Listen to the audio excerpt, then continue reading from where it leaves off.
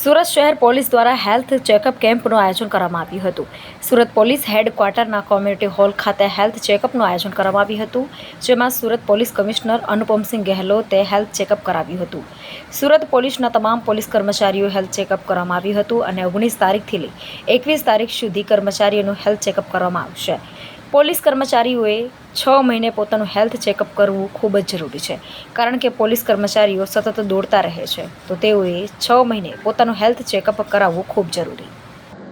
અમે દર વર્ષે પોલીસ વેલફેર પ્રવૃત્તિના ભાગરૂપે અમારા પોલીસ પરિવારના જેટલા બી કોન્સ્ટેબલથી માંડી એલઆરડીથી માંડી સિનિયર અધિકારીઓના અમારા ક્લર્કલ સ્ટાફના મેડિકલ ચકાસણી કાયમ રાખીએ છીએ, જેમાં આપણા બીપી, ડાયાબિટીક, આઈ સાઇટ ચેકિંગ, ઇસીજીના વગેરે અમે ચેકિંગ કરીએ છીએ અને આમાં કોઈ સિરિયસ નીકળે છે એના ફર્ધર જો ફોલોઅપ જો है બીજા હોસ્પિટલોમાં કરાવીએ છીએ.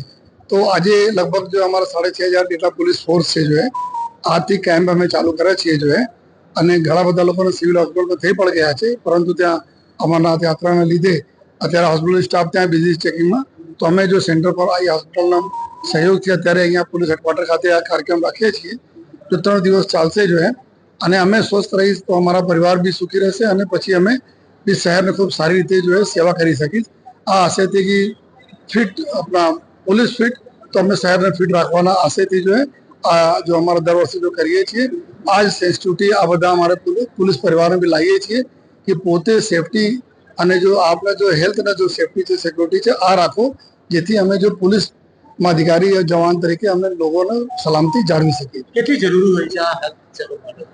અમારા અગર શરીરે સ્વસ્થ નથી તો અમે કેવી રીતે જો પોલીસમાં નોકરી સારી રીતે કરી શકીએ, પછી ટાઈમ પાસ કરવાના જેવું થઈ જાય છે તો અમે ઈચ્છીએ છીએ કે અમારા અમે હેલ્ધી રહીએ और हम આ પ્રકારને હેલ્ધી लॉ ऑर्डर अपने शहर में રાખીએ. એના માટે बहुत जरूरी હોય છે कि हमें પોતે स्वस्थ रहिए.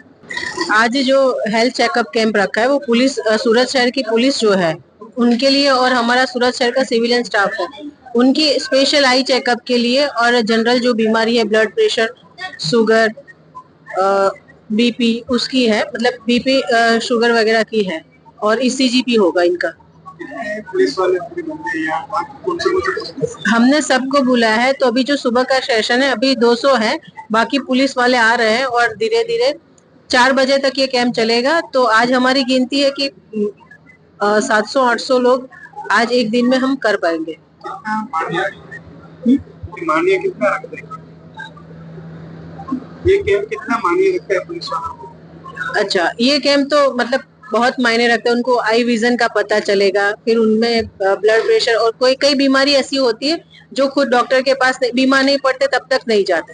पर इस ये है कि एडवांस में ही हम चलते हैं कि हमें अगर कोई बीमारी है तो यहाँ पता चल जाएगा. एक एग्जांपल मैं मेरा ही देती हूँ. एक बार हेल्थ चेकअप कैंप था तो वहाँ पे डॉक्टर ने मुझे बोला कि आप चेक करवा लीजिए, अपना ब्लड चेक करवा लीजिए. मैंने कहा नहीं, मैं तो नॉर्मल हूँ, मुझे कोई प्रॉब्लम नहीं है. तो उस टाइम मेरा ब्लड चेक किया तो उसमें मेरा जो HB था वो बहुत कम आया था, मतलब 7-7.5% या 6 से 7 के बीच में था. तब मुझे पता चला कि मुझे चक्कर क्यों आ रहा है और मेरा HB कम है. तो ये मतलब बहुत अच्छा है कि मुझे एडवांस में ही पता चल गया कि मुझे हॉस्पिटलाइज नहीं करना पड़ा. तो ये बहुत पुलिस के लिए अहम है कि उनको पहले से कुछ बीमारी है या बीमारी की शुरुआत है तो उनको एडवांस में पता चल जाता है. और हमारा इससे आगे ये भी है कि इसमें से पुलिस वाले को कोई बीमारी आती है, कोई प्रॉब्लम आता है या कोई ऑपरेट करने की जरूरत पड़ती है तो हम उसको एडवांस में ही फॉलोअप करके उनको भेज देंगे. नहीं तो पुलिस तो क्या है, काम में रह जाता है, वो कल जाएंगे परसों जाएंगे ऐसा करके वो टाल देते हैं. पर इससे हम इनिशिएटिव ले पाएंगे और उनको पुलिस जो है उस पुलिस को हम हॉस्पिटल एडवांस में भेज सकते हैं. સેન્ટર ફોર સાઇટ આઈ હોસ્પિટલમાં એઝ અ કન્સલ્ટન્ટ વિટ્રોરેટિનલ સર્જન તરીકે ફરજ બજાવું છું. આજે આપણે સુરત શહેર પોલીસ તરફથી આઈ નિદાન કેમ્પ પ્લસ ડેન્ટલ કેમ્પ અને આખું બ્લડ ઇન્વેસ્ટિગેશન કેમ્પ ઓર્ગેનાઇઝ કરવામાં આવેલો, જેમાં આપણે ચર્ચા કરી કે ડાયાબિટીક રેટિનોપેથી વિશે.